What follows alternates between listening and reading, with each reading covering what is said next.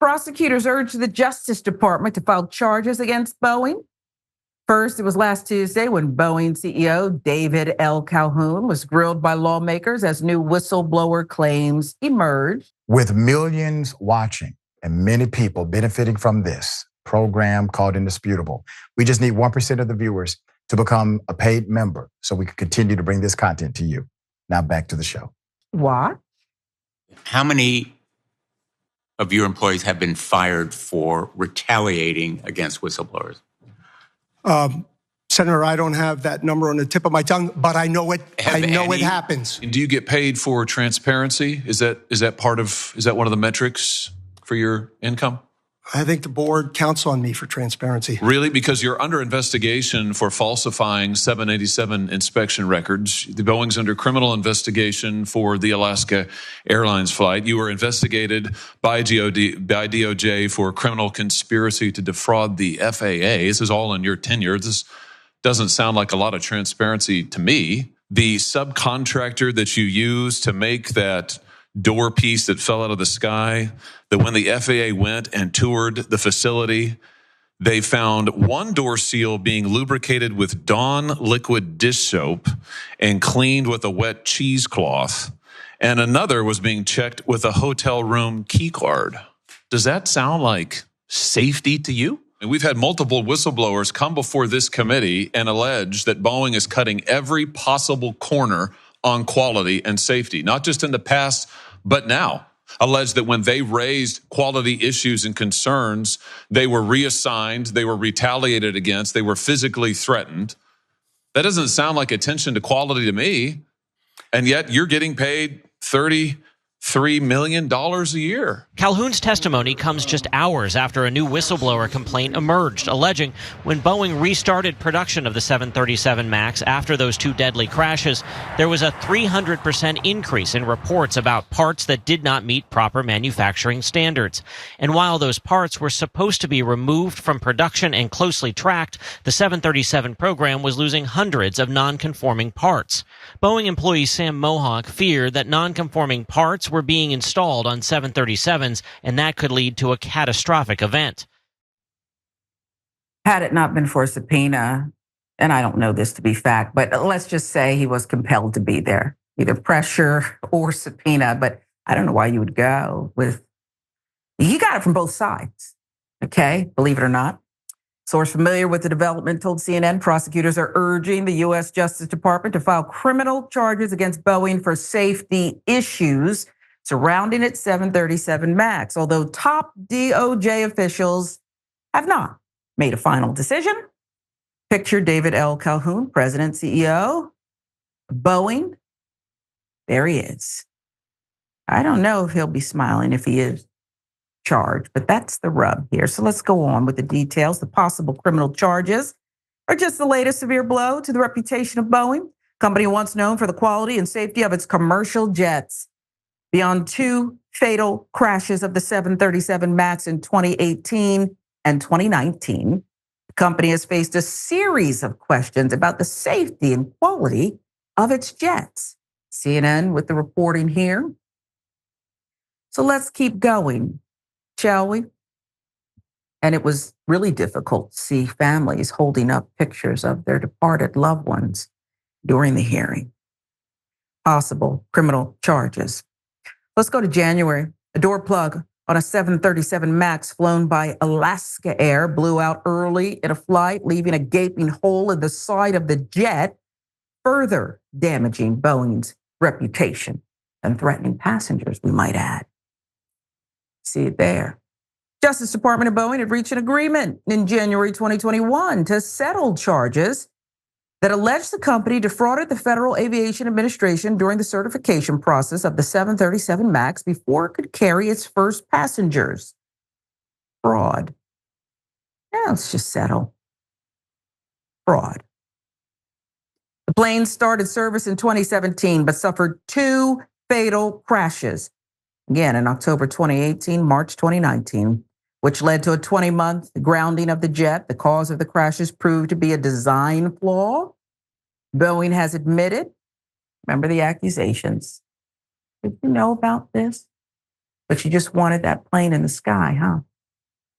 2021 settlement would have spared Boeing any criminal liability, despite the Justice Department's statement at the time that misleading statements, half-truths, and omissions communicated by Boeing employees to the FAA had hidden potential problems with the design flaw.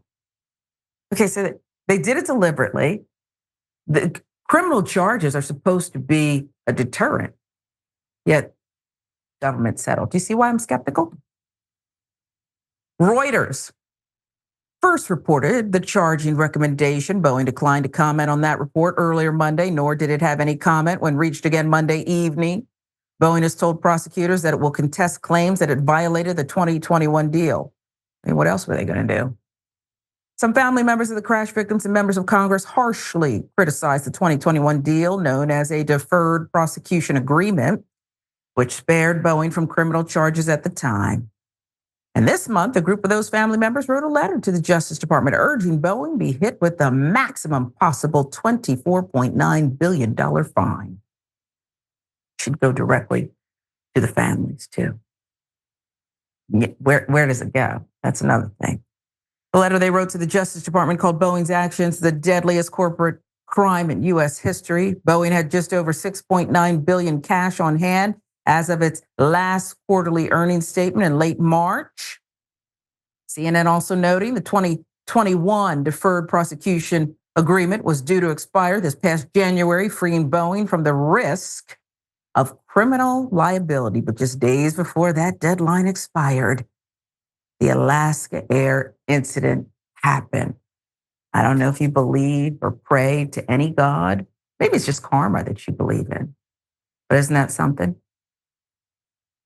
Why would it expire so quickly anyway? What kind of agreement is that?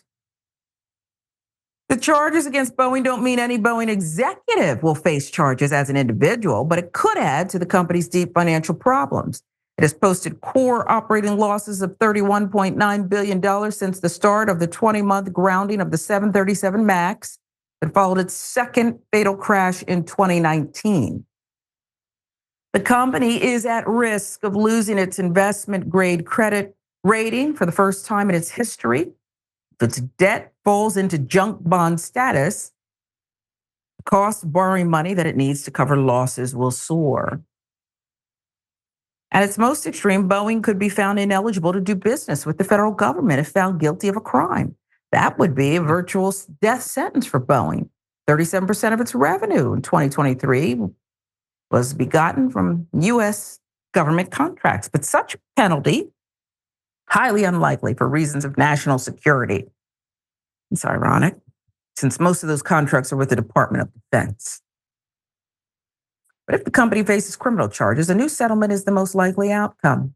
Such a settlement would likely include some manner of additional oversight of the company's operations, perhaps in the form of a federal monitor, said Richard Abulafia, managing director of Aerodynamic Advisory, an aerospace and defense management consultant. Okay, well, so the man smiling in that picture, the CEO who had testified at the hearing, was asked the question. I think it was Josh Hawley, for once, doing some good work, asking about people who offer transparency or not to the board. Okay. Oh, yes, the transparency is part of my job. Fraud. He was hit with over and over again. Well, this is like a cycle of death, danger, and no real accountability. You hit them with another fine, they seek to cost cut and cut corners some more. You tell them that here's a settlement, they lie again. Whistleblowers. I don't know why, but some have died. Others have been fired, as Holly pointed out. This is a mess and it's disgusting. And I don't feel like anyone's really being held accountable. They're in bed with the government, so they know no one's ever going to really put them out of business. We will then subsidize them as the United States government. What's the upside here? Do you see any upside here, Wos?